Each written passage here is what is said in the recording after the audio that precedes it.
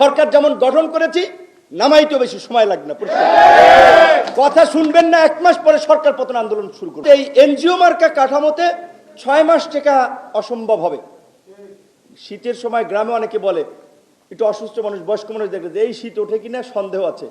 তো এই কাঠামোতে যদি সরকার থাকে তাহলে 6 মাস যায় কিনা সন্দেহ আছে। কারণ হচ্ছে সরকারের মধ্যেই বেনিফিশিয়ারিরা ঢুকে গেছে, আশপাশে সুবিধাভোগীরা আছে, ফ্যাসিস্টের দোসররা আছে। সরকারের রাষ্ট্র পরিচালনার অভিজ্ঞতা ছিল না, একজনের একটা মিনিস্ট্রি চালানোর অভিজ্ঞতা নাই, তারা দিচ্ছেন আপনি 3টা মিনিস্ট্রি। এটা কি পুতুল খেলা? রাষ্ট্র পরিচালনা কি পুতুল খেলা?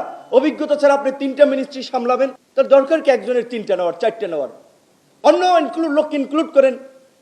আমরা একটা কথা অনেকে ভাবতে পারি যে নূর ভাই এত কথা বলে যে নূর ভাই বোধহয় সরকারে যেতে চায়। আমি আপনাদের সামনে পরিষ্কার করতে চাই, আমরা রাজনীতিবিদ, রাজনীতি করে নিজেদেরকে তৈরি করতে চাই।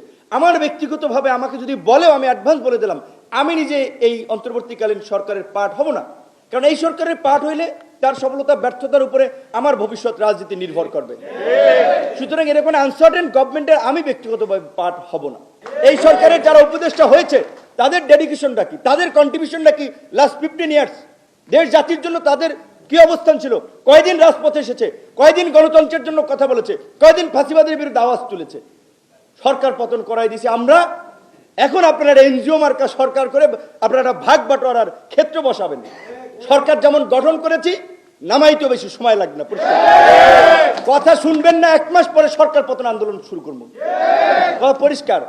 গুটি কয়েক ছাত্র সমন্বয়কে নিয়ে ভাববেন আপনারা সব পরিচালনা করবেন। এখন ডাক দেন, দেখেন সমন্বয়কদের পিছনে 1000 মানুষ পান কিনা। ডাক দেন, একটা প্রোগ্রাম ডাক দেওয়ান, দেখেন 1000 মানুষ থাকে কিনা।